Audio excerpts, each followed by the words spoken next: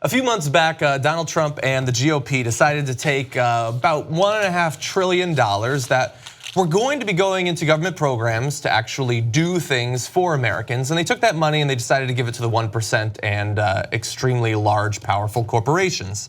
And so they did that, and now we know what those corporations are doing with that money. This is something we've talked about multiple times on the show, but we actually have a response to it from the Democrats that's pretty interesting. So what they want to do, now that we know that that money is just going to stock buybacks and things like that, the Democrats are proposing a better plan for it. They have this proposal. It would put $1 trillion into a wide range of infrastructure needs, including $140 billion for roads and bridges, $115 billion for water and sewer infrastructure, and $50 billion to rebuild schools. Now what's interesting is that is not $1 trillion that, we're gonna debate and we're gonna figure out somewhere we're gonna find that money from. No, they already know where they're gonna get the money from.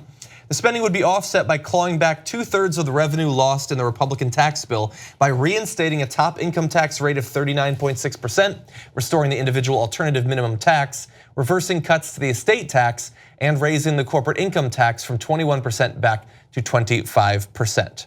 And that money would then, instead of just going to stock buybacks, would be put into actually rebuilding parts of this country that desperately need it. Okay, now let me tell you one terrible part of that proposal and then give them a world of credit for actually doing something pretty good. So let me explain. If you notice, they said move the corporate tax rate from 21 to 25%.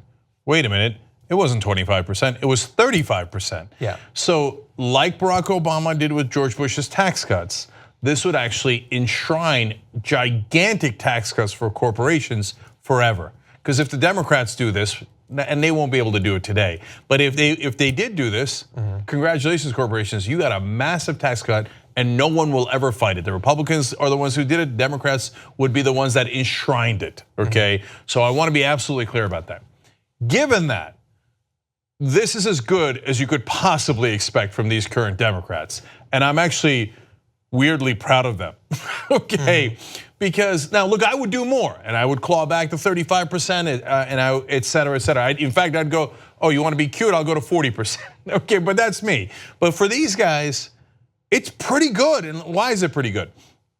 Number one, they're only taking back the tax cuts from the rich, so that plays really, really well. Secondly, what they do is they set up a situation where they go, now America, what would you like? Would you like to create jobs as we rebuild the infrastructure of the country? You get the bridges, you get the roads, et cetera. And by the way, the energy development there would power changes, which creates even more jobs. There's 260,000 solar jobs in the country. This would help raise that number significantly.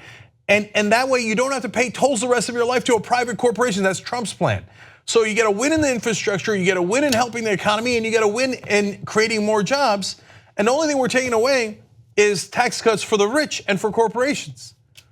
That's really good. That's excellent politics. And on top of it, it also has $40 billion to build high-speed internet connections in rural areas, to help to sell it to rural areas of the country, and $80 billion to upgrade the country's energy grid, which is obviously vulnerable to both terrorist attack and threats in war. So you get the national security component as well.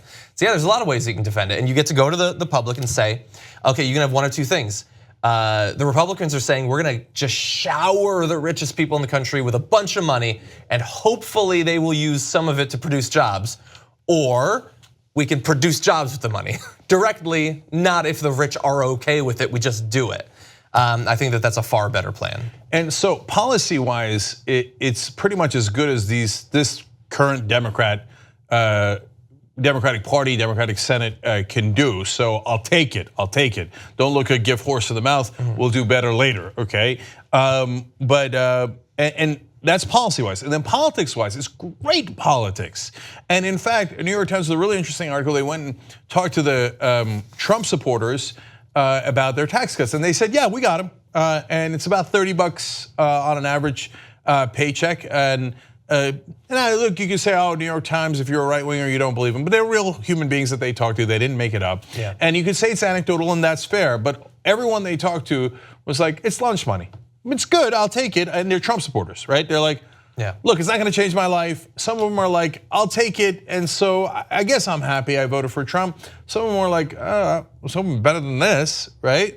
But overall, it's They're not overwhelmed by it, right? And if you said to them, hey guys, you got lunch money, the top 1% on average got over a $50,000 tax break, okay? Now, you're gonna get to keep your money, but we're gonna take that $50,000 and create jobs with it.